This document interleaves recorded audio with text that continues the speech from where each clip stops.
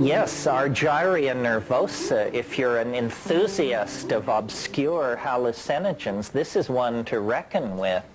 Possibly, gram for gram, it is the most powerful plant hallucinogen on the planet. And yet, though there are 13 species of Argyria, all containing psychoactive compounds, spread from Kerala in India down through Micronesia, there's no history of human usage in that entire cultural area. So there are mysteries about who knows these things. You know, when you go to the Amazon, most people have a kind of noble savage prejudice, and they think that it has to be the naked people who are off-river, who are very wild and woolly, and then they make the good ayahuasca. Often this is not the case. Often it's the guy who lives on the edge of Iquitos or Pucallpa who tends his garden and is fairly conversant with the modern world. Some of you may know F. Bruce Lamb's book, Rio Tigre and Beyond. He describes a situation in there where a man who had in his youth been kidnapped by Indians and learned to make very good ayahuasca.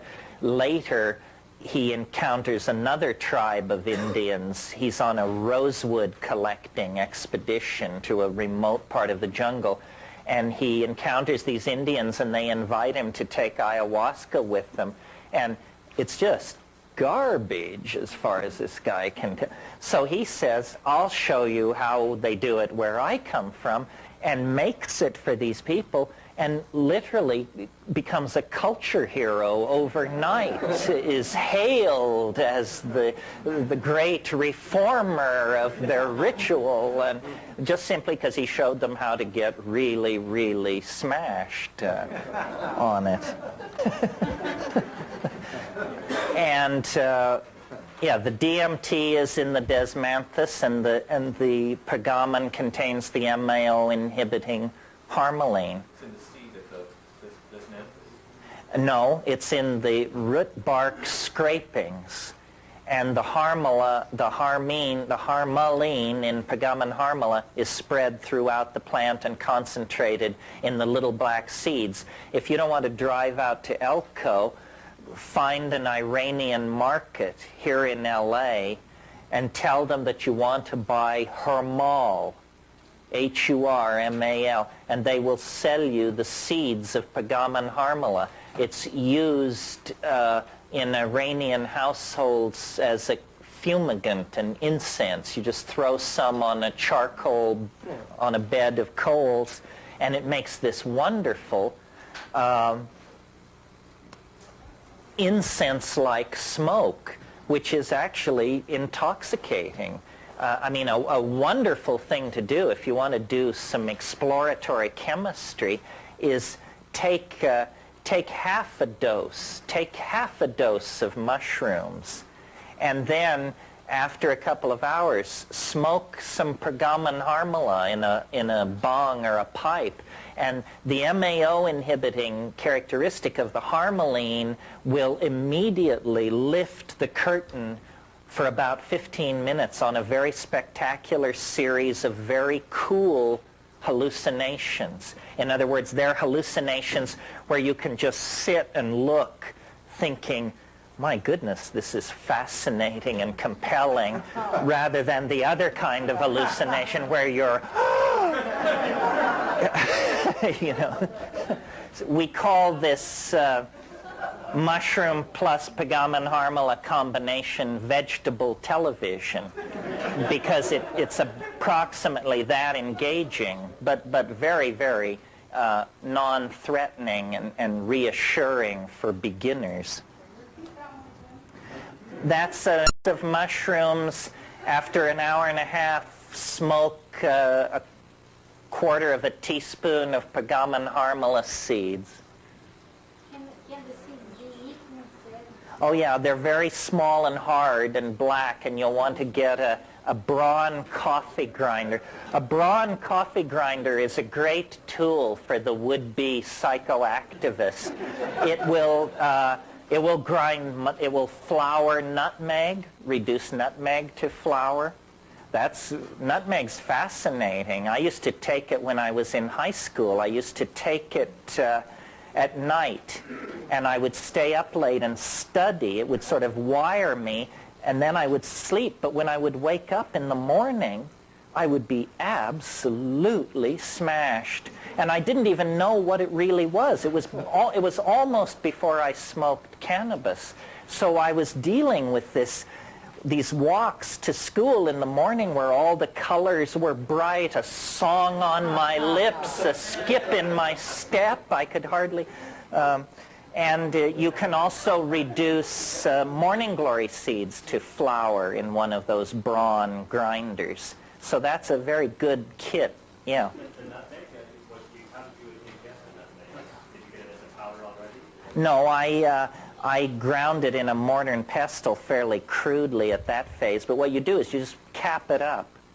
Flour it and cap it up. You know, it contains myristicin, which is psychoactive and which is a precursor for MDMA and is quite a nice thing. I mean, it's not going to shake the foundations of the planet, but it's very good. What? How many caps? A couple. Not a lot. Oh, that's what I should say. Do not, you know, people sometimes with plants, they get the attitude that you need to do a lot because it's spread thin. In most cases, that's true, but in the case of nutmeg, it isn't true. It's a cap, a 00 capsule. This doesn't count for the spice that you can buy from the shilling spice rack of nutmeg? No, it does. Same. And 2 caps. Yeah, well, the reason I preferred grinding the whole nutmeg was because it's obviously fresher if it's ground. And you can buy whole nutmeg at Safeway. Prisoners know this. If you'd done more hard time, you wouldn't be asking these questions. Well, let me say a little bit more about this. The Zoroastrian religion is generally considered to precede the Vedic religion of Soma. Soma is this mysterious Vedic intoxicant of great antiquity. The 9th mandala of the Rig Veda is this enormous hymn of praise to Soma, greater than Indra, it says. Unbroken throughout the history of the Zoroastrian religion is the sacrament of Haoma, H-A-O-M-A.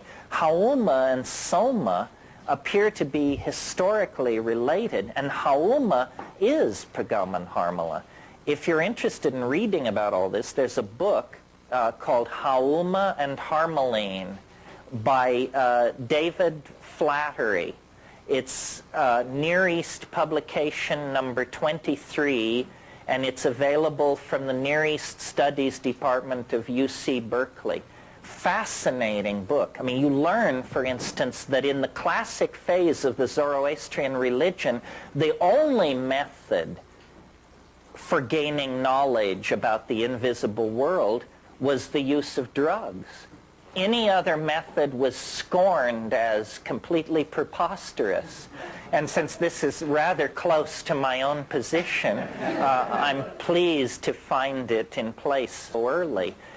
They talk, in that book, they discuss how there is this concept in Zoroastrianism of what is called the Menang world. And the Menang world is only accessible through Haoma. It's only accessible through pharmacological means. That's the dogma. Yeah. Could you explain a little more about morning glory seeds? Morning glory seeds, yes.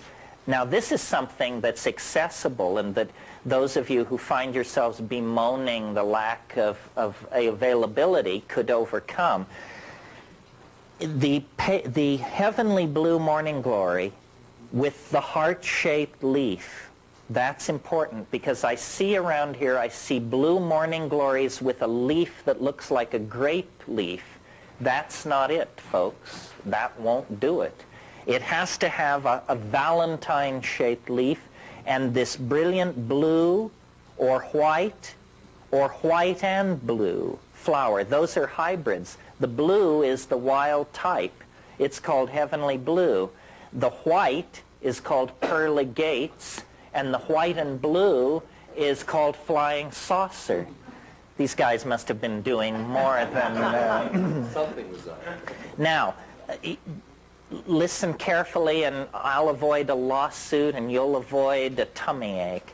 The morning glory seeds which are sold in garden stores here are the morning glory that you want, the blue, heavenly blue morning glory. But seed companies have dipped these seeds in a poison specifically to keep you from getting high off these morning glory seeds. So what you have to do then is overcome this by stealth. Always our best weapon. Stealth means buy the morning glories and grow them and produce an uncontaminated crop of your own. Now, the morning glory seeds that you will produce by this means you have to take around 250 for a person of ordinary body weight. So if you are low or high, make the adjustment accordingly. The morning glory seeds can be floured in your brawn grinder and then mixed into applesauce or a milkshake or some thick medium, because actually it's pretty disgusting. Now there's a slight problem here, which is the seed also contains ester coumarone, which is an emetic and makes your stomach cramp. So that will leave after about an hour. So you can either pay your dues and sit there with a terrible tummy ache for this very critical hour, or there are strategies for getting that ester coumarone out of there with solvent washes. I don't want to give the details because too many people blow themselves to kingdom come. High molecular weight solvents like chloroform and petroleum ether tend to be slightly tricky for the non-chemist to work with. But if you are a chemist, go to the literature and you'll figure it out. A solvent which sometimes works, which is non-explosive relatively, is grain alcohol. But grain alcohol, the reason chemists don't use it is because it's not very efficient. You'll get like 60 to 70% of a sample, where if you go to chloroform or PET ether, you can push that up to 96, 97%. If you get the seed, again, treat it like the morning glory. Flour it in a very fine grinder. Those seeds are hard as hell, so you've got to do that. Flour it, soak it in water, shake the water vigorously several times. The larger the volume of water, the more efficient the filtration or the extraction will be. And then pour all the water through a Melita filter, and then collect the water and take it. I don't think it would be a good idea to try to concentrate that by heat, or you'll destroy the active principle. These beta-carbolines, harmine, harmaline, they all have there is a slight stomach thing. They come on in about an hour. There's what's called visual streaming. I am assuming, first of all, I'm making a number of assumptions here, that you are sitting in silent darkness and that you have an empty stomach. And then you get visual streaming, which, if you've never seen this, it's basically, it looks like you're driving through a bunch of after images. There are these purple and chartreuse lights sliding past, and when you stare forward, you can see them sliding past. After about 10 minutes of that, and possibly a hit of cannabis, it becomes more explicit, and you move into the realm of what's called hypnagogia. Hypnagogia are dancing mice, little colored candies, pieces of ribbons, gears, screws, the trivia, the impedimentia of the phantasmagoria of your mind, you know. And then after about 10 minutes of that, And of course, what's happening, if you have a pharmacological vision of this, is thousands of these molecules are arriving at the synaptic site of activity, elbowing aside the local population of endogenous neurotransmitters, getting them out of the way, plugging themselves into the receptor site and beginning to lift the electron spin resonance levels and push them in new directions. And you can almost hear it doing this. Then beyond the hypnagogia, there is the actual trip. And it usually is encountered, you have to go through what Mircea Eliade called the rupture of the mundane plane. This means that the world has to, it like falls apart or explodes or settles down on you. There's a sense of a rupture of plane, and then the visually coherent, emotionally laden, information-laden, high-content hallucinations occur. And many people have taken psychedelic drugs and never gotten past the hypnagogia. They don't know that there's something out there besides dancing mice and spinning geometric wheels and stuff like that. But beyond that, you cross over. And that's the typical model of a trip. Now, what happens with all of these things to greater and lesser degrees, LSD, psilocybin, mescaline, ayahuasca, is, and I've never actually ever heard an explanation for this. For some reason, the experience comes in waves. There's the first wave. That makes sense. That's the drug taking hold. But why then, after 20 minutes of unbelievably outlandish hallucination, will it like all stop? You know, and it's like a moment ago you were screaming for mercy. Now you look around and you say, I'm down. Am I down? I seem to be down. You know, and sometimes you seem to come all the way down. Like on LSD, it's like it totally turns off sometimes. And then about 5 minutes later, it comes again. And you get another wave. And if you've taken a really dedicated hit of ayahuasca, for example, you will get like as many as 5 or 6 of these waves throughout the evening. And the first one is usually the strongest. If you take a effective but not strong dose of ayahuasca, you will get one pass.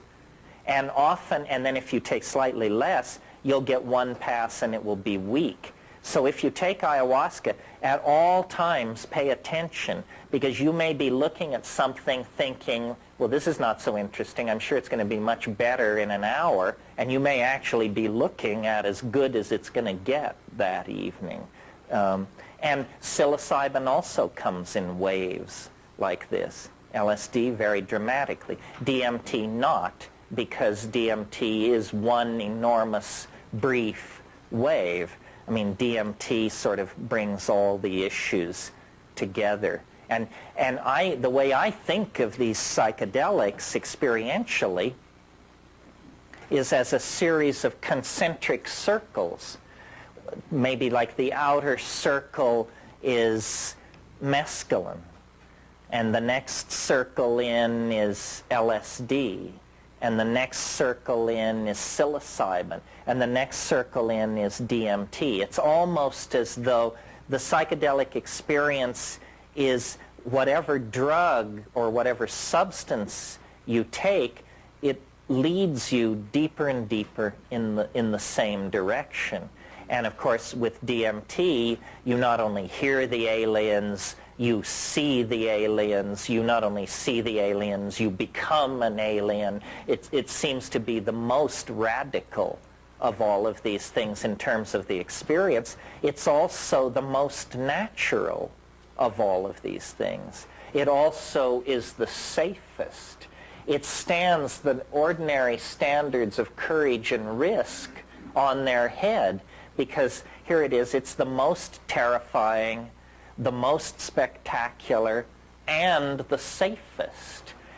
None of us, including myself, have fully come to grips with this paradox. We would rather do less safe, less scary drugs, I think. DMT is pretty impressive in most situations. So are you against meditation when you think it doesn't work as well as hallucination? Well, no, I think they're completely different realms of human activity. I can't, I mean, meditation, you don't hallucinate. You don't, they say you do, but they aren't very convincing. And plus, the monks then rush over and explain that you're doing it wrong. So, you know, what's the deal? I think if by meditation you mean lying down and closing your eyes, or sitting up and closing your eyes a lot, I do that a lot. And I like it, but I would never confuse it with the psychedelic enterprise. You don't think it gets you to the same revelatory position? Pardon me? You don't think it can get you to the same revelatory position?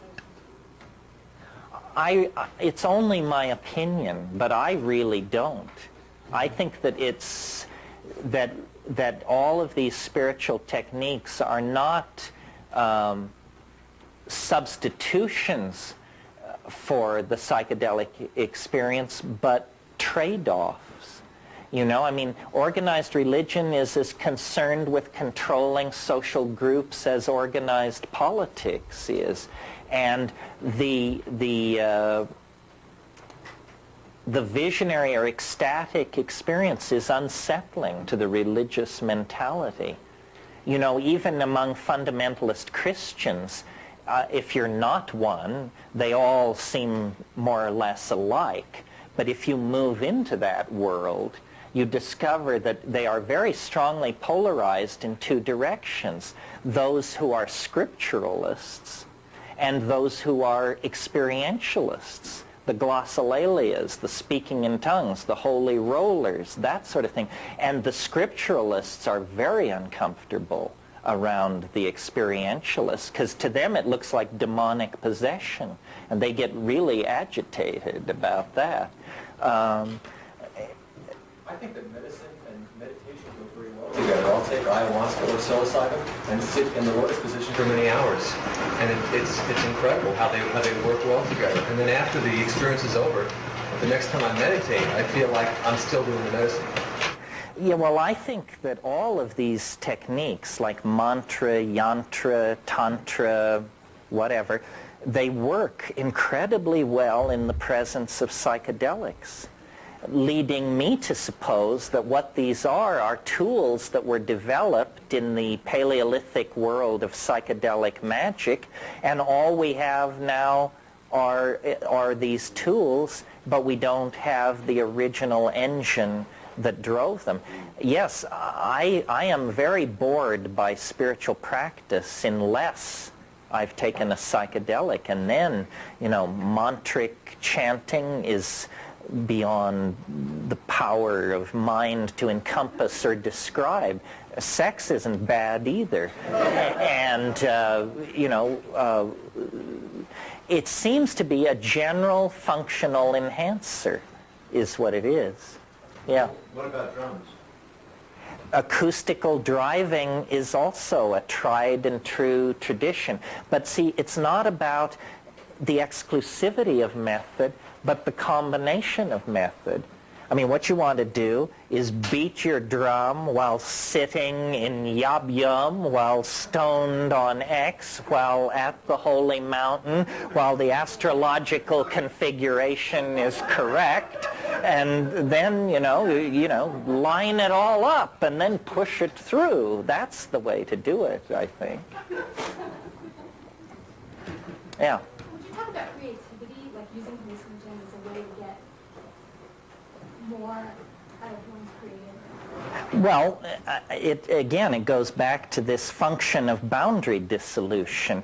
Creativity, if you analyze what do we mean when we say that, it basically means being able to transcend the ordinary.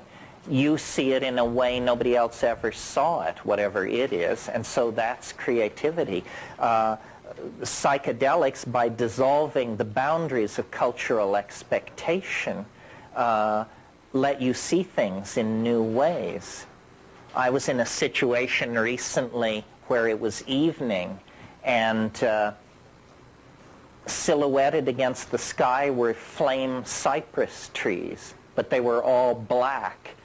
And I was looking at them. I've seen flame cypress trees against twilight skies many times. You all have as well. And suddenly it was like there was this shift, and I didn't see it as a flame cypress tree anymore. I saw it as black dust pouring out of a certain point of the sky and cascading like a waterfall. And I was looking at 3 waterfalls of microfine black powder pouring out of points about 60 feet above the ground. Well, I didn't even mention it to the person I was with, but I just noticed this psychedelic perception. The other night, this was really interesting to me. The other night, just as I was falling asleep, a phrase came into my mind that I liked, but I didn't understand it. In fact, I didn't think it meant anything. I just thought it was an interesting phrase. And I thought about it for about a minute, and then it did this same thing that the flame cypress tree did. It went ploink, and this other dimension sprouted out of it, and I understood it, and I thought, this is a very interesting idea, and I've never thought it before. The thought was, if time were space, then history is a cobweb. That was all it was. But I don't take these leaps very often. So I was delighted because I knew a moment would come when I could lay it on a group of people like I've just done. So it's a catalyst for cognitive activity. That's what the mushroom is.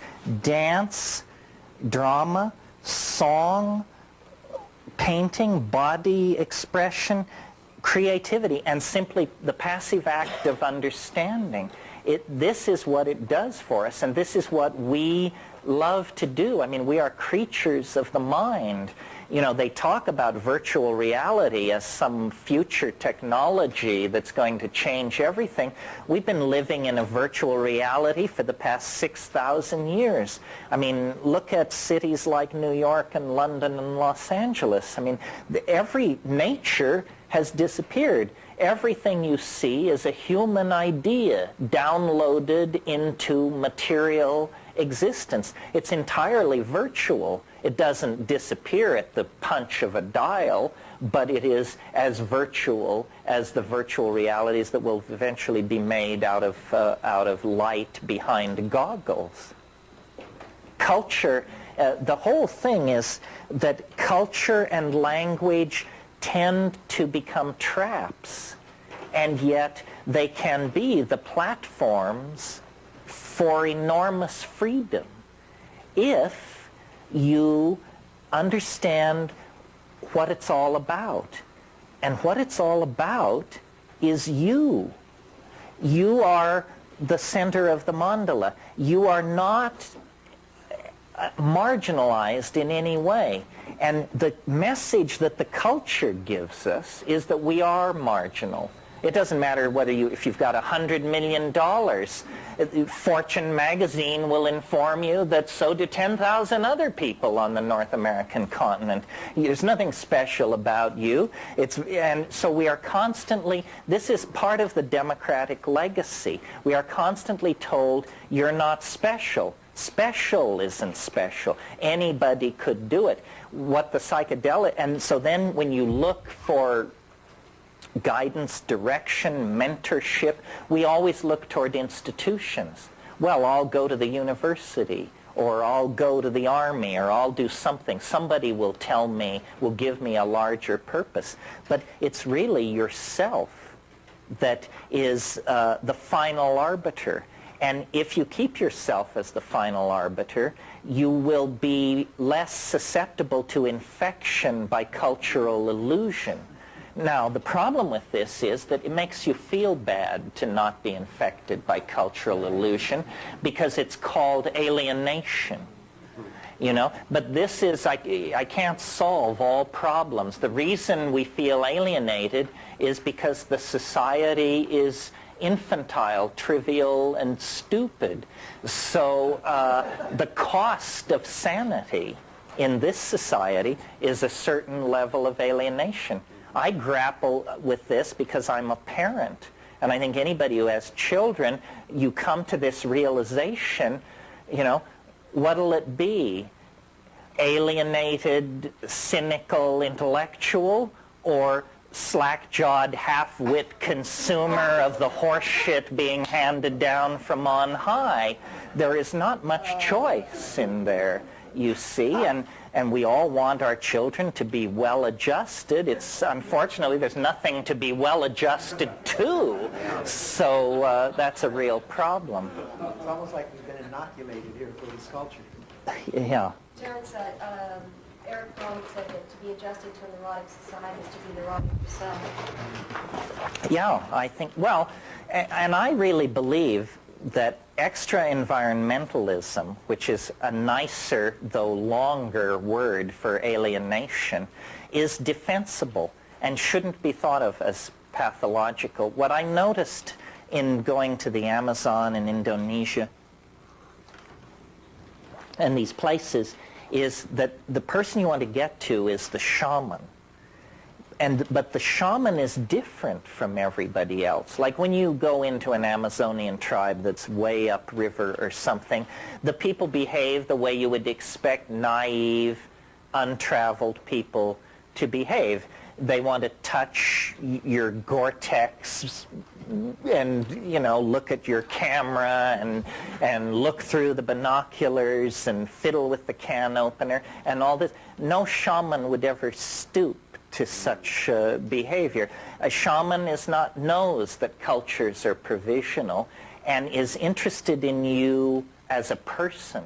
The other people don't even see you as a person because you're huge, white, strange smelling, and incomprehensible. The shaman sees you as a person, and it's because he is alienated. The reason shamans can do their magic is because they are outside the belief system. I really think that that's true. Everyone else believes, you know, that the guy in the other village can send the mojo and mess with you. The shaman knows that that's not quite how it works. And so then he, as it were, can go behind the board and fix the cultural TV that everybody else is just watching.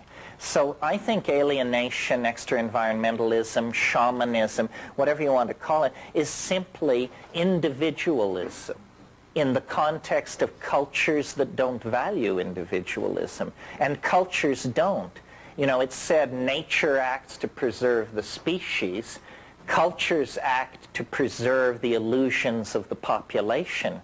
They're not interested in you if you're an Einstein or a Jackson Pollock, or unless they can fit you in to the pre-established systems of commerce and canons of aesthetic order and so forth and so on. And then that's called being civilized. Okay. Anything else? Yeah.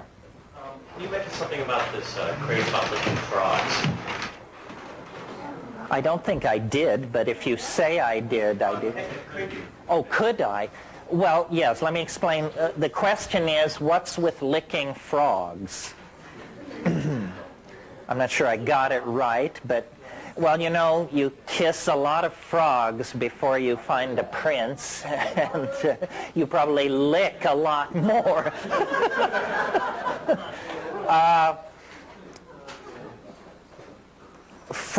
Toads, not frogs. Let's give the devil his due here.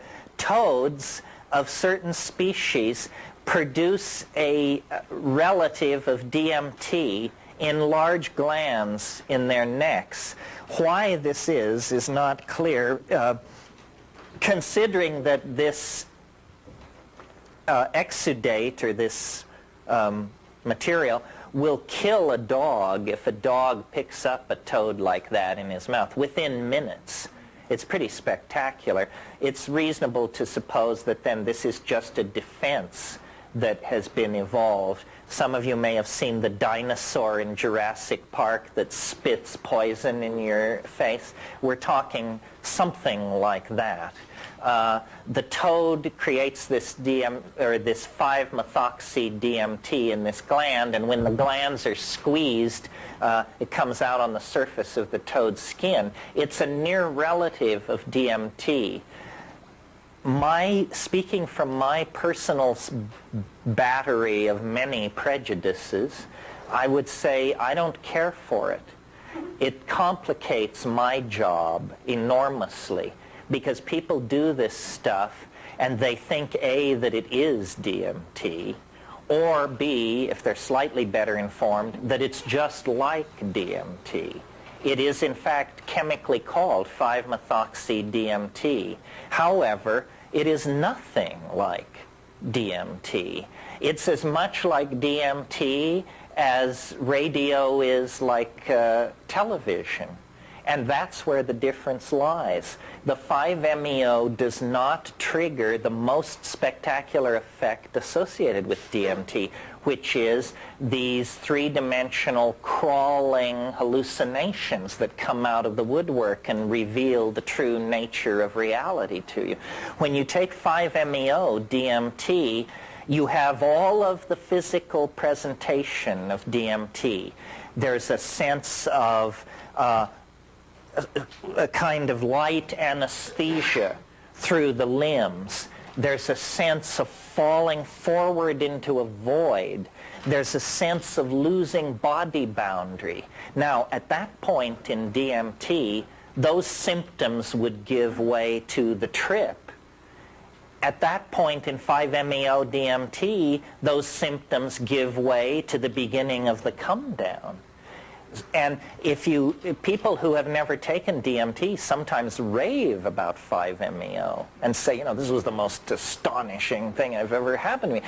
People who are familiar with DMT can yawn their way all the way through it, because you're braced for the DMT thing. I mean, you think, oh my God, it feels just like it. Here it comes. It's going to be upon me. 5, 4, 3, 2, 1. +1, +2, +3, +4, +5. It's not coming in. It doesn't come in. And so, and then 5-MeO is fatal in sheep as well as dogs, spectacularly fatal in sheep. And so I guess if you're a sheep, it's counterindicated. Doesn't seem to be harmful in human beings, but with so little data available, I think maybe we should, there are old psychedelicists and bold psychedelicists, but there are no old, bold psychedelicists. There might be a few. Of course, getting them to speak ordinary English is a real challenge. Don't point at me.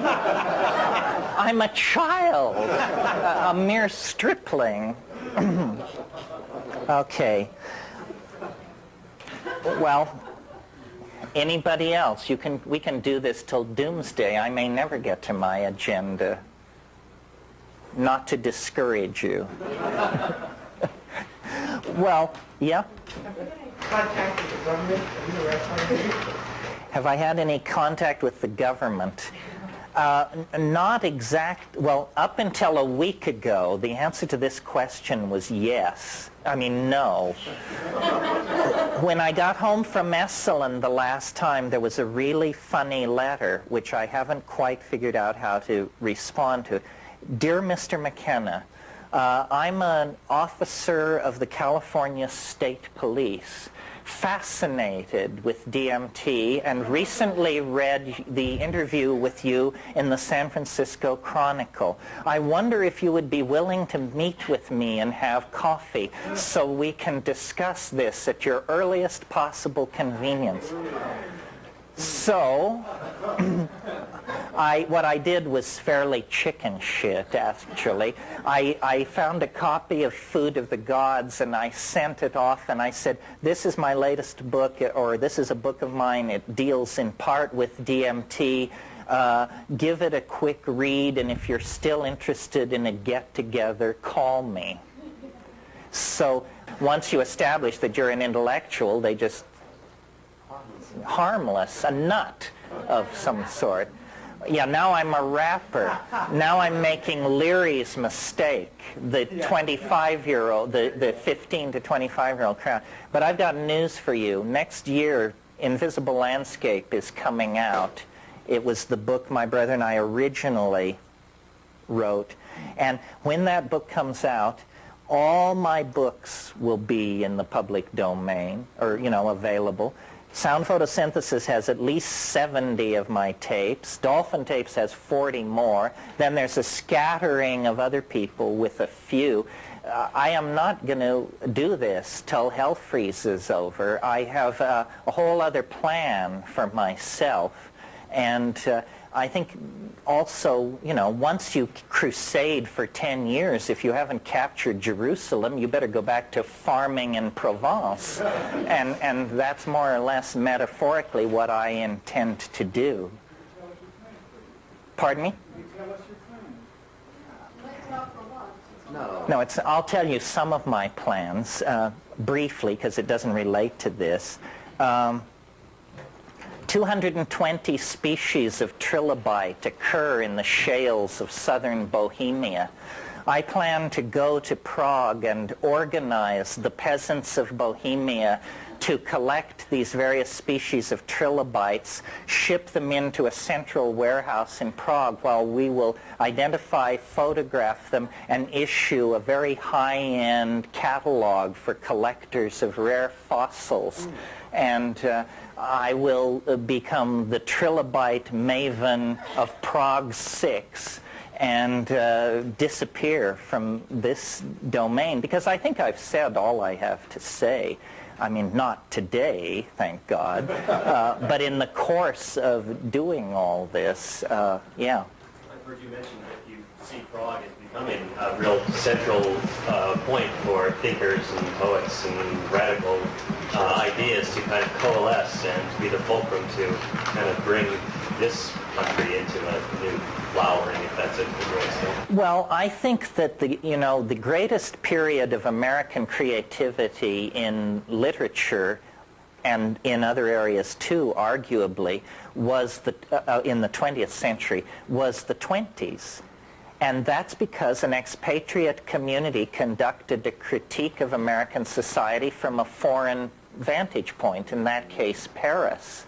And I think that in spite of the Clinton hiatus, that the politics of light have not yet come to settle on the land of Jefferson, and that we should be prepared on a moment's notice, basically, to decamp to Prague and conduct all this from there. Also, Prague was the capital of European civilization before the 30 Years' War, before the rise of modern science.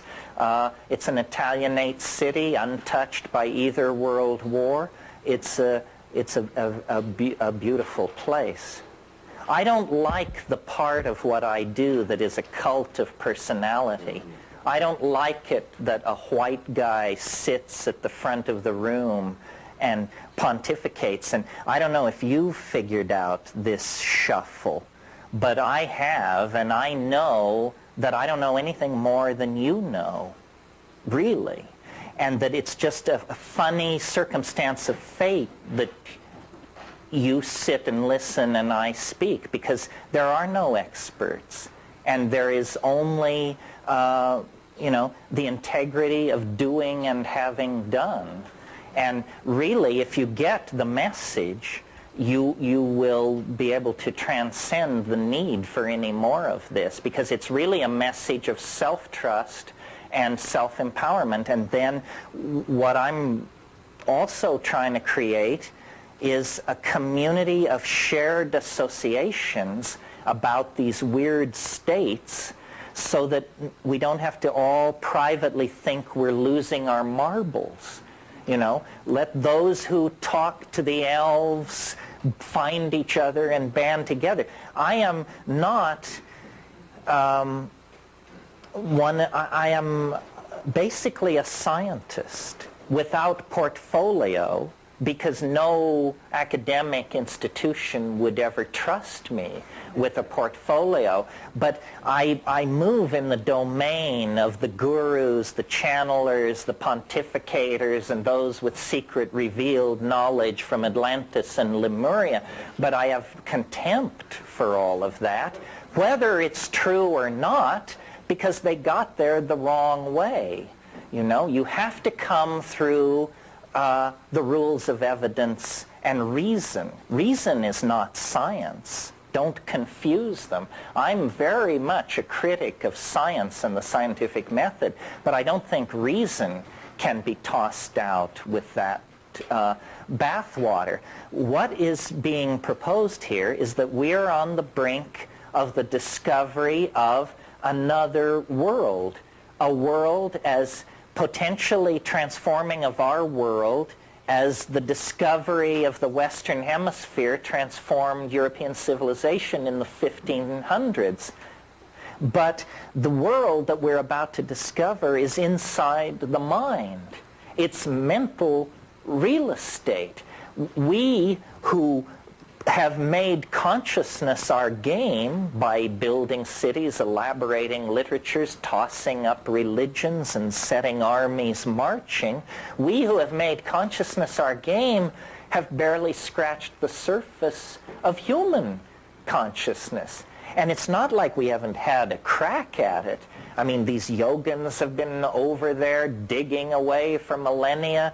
Egyptian religion, Kabbalism, alchemy, Western traditions of mysticism, and I am a connoisseur of all that, don't get me wrong, but what astonishes me is how embryonic it all is. We are not the tired inheritors of an ancient and sophisticated civilization in its twilight, which is what they're all telling us. We are the know-nothing, fresh scrubbed babes who are the new kids on the block who haven't got a clue as to what the human enterprise could really be about. And we are coming now through a very narrow historical neck where the accumulated stupidity of the last 5,000 years, the dues now have to be paid. It ain't fair. We didn't do it.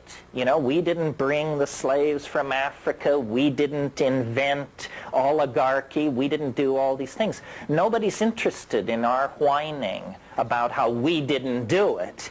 It's in your face. And it's clearly a crisis of two things, of consciousness and of conditioning. These are the two things that the psychedelics attack. We have the technological power, the engineering skills to save our planet, to cure disease, to feed the hungry, to end war, but we lack the intellectual vision, the ability to change our minds. We must decondition ourselves from 10,000 years of bad behavior. And it's not easy. I mean, imagine, I don't know how many of you have ever confronted the fact that you were addicted to something. And some addictions are really serious. If you've ever been addicted to tobacco or heroin, I'm sure you know what I mean. Well, then imagine a global population addicted to a drug, the use of which is killing us, but we can't, there's no doctor saying you should. There's no rehab clinic to go to when you're a species. We are on an absolutely destructive bender that will end with the death of the earth, the impoverishment of its animal and plant population, and the collapse of our civilization into scarcity unless we can somehow restructure our psychology and get hold of ourselves. And psychedelics are the only thing I've ever seen work on an individual level to do that. You know, in the early 60s, they were curing 75% of chronic alcoholism cases that they treated with LSD. They were curing with one dose of LSD, one 500 microgram dose. Well, now obviously, LSD is not a magic bullet for alcoholism. That's a preposterous idea. It's simply that you take LSD, and if you're a chronic alcoholic, you review your life and you notice that you're killing yourself. And then you say, my God, I am killing myself. If I don't stop what I'm doing, I will be dead. That's the strongest motivation to character rehabilitation there is. And that's what we have to carry into the domain of public debate. I can't believe how constipated American institutions are. I mean, here we are under the aegis of a great crusading reformer from Arkansas. A new order in human affairs has dawned, but they suggest closing an air base out at Sacramento, and there are editorials as to whether we can survive the shock of this massive change. Well, I've got news for you.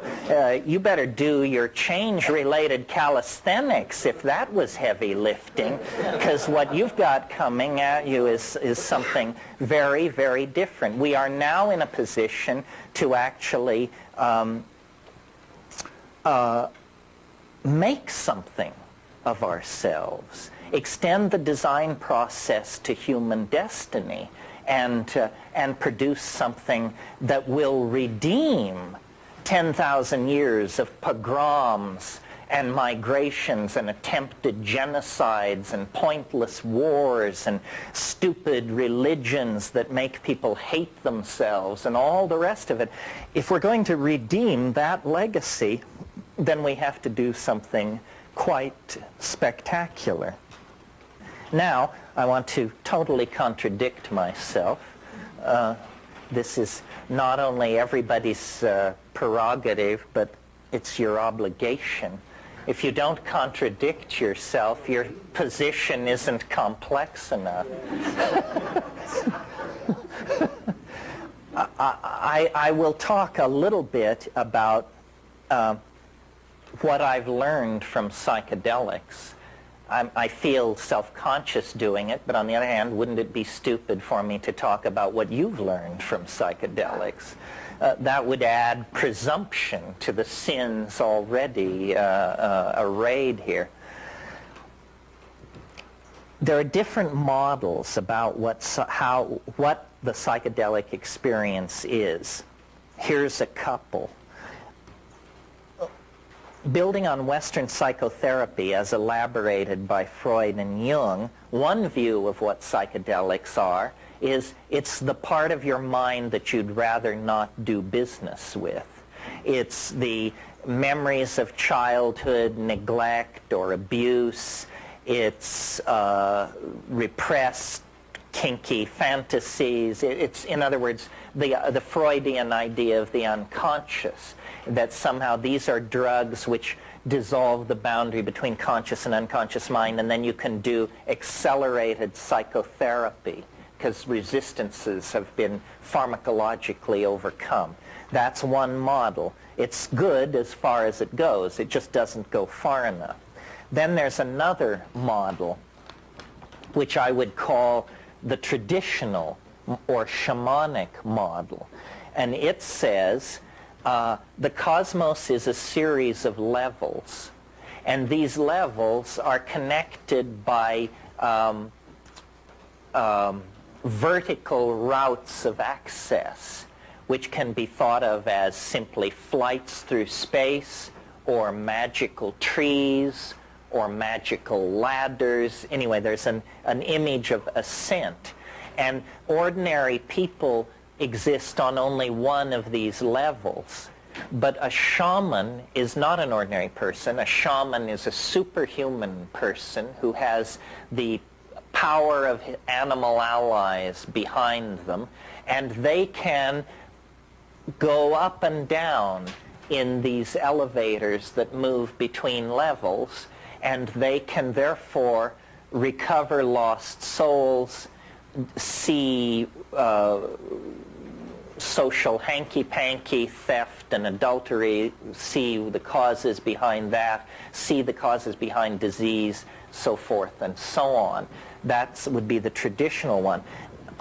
What I have concluded after 25 years of fiddling with this is that both of those ideas have a certain something to recommend them, but that they don't go far enough, and that we get more to the meat of this if we leave off psychological, the first explanation, or sociological, the second explanation, and actually go for something a little more formal, to wit, a mathematical model of what shamanism is. And what I mean by that is, let's think about what shamans do. They cure disease, and another way of putting that is they have a remarkable facility for choosing patients who will recover. They predict weather, they're very important. They tell where game has gone, the movement of game, and they seem to have an paranormal ability to look into questions, as I mentioned, who's sleeping with who stole the chicken, social transgressions are an open book to them. Well, thinking about this from a mathematician's point of view, an all-encompassing explanation that would explain how all these magical feats are done is simply to suppose that the shaman is somehow able to project his consciousness, his or her consciousness, into a higher dimension. Not metaphorically, as in Sylvester Stallone has many dimensions, not metaphorically, but literally, as in 1 dimension, 2 dimension, 3 dimensions, and 4. Because if you could move into the 4th dimension, the dimension orthogonal to Newtonian space-time, seeing what the weather is going to be next week is as easy as seeing what the weather is now.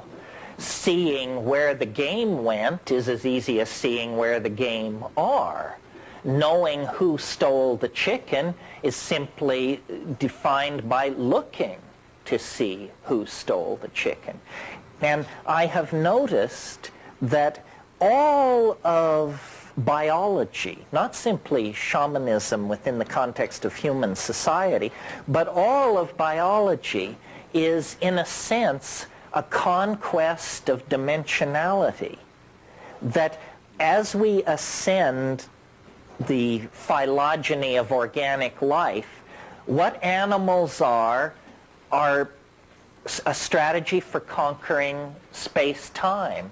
And complex animals do it better than simpler animals. And we do it better than any complex animal. And we 20th century people do it better than any people in any previous century, because we can bind data in so many ways that they couldn't, electronically, on film, on tape, so forth and so on. So the progress of organic life is deeper and deeper into dimensional conquest. Well, from that point of view, then, the shaman begin to look like the advance guard of a new kind of human being.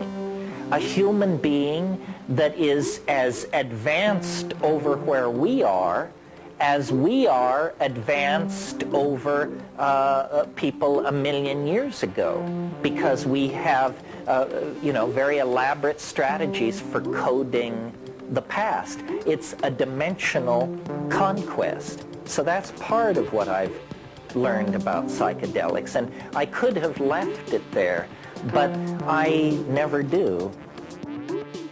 Hey there, thanks for listening. Wizards of Word is a passion project of mine, and every like, comment, and subscribe really helps the channel out. If you enjoyed this video or get something from it, please consider smashing that like button or giving a subscribe. I'd really appreciate it. Thanks.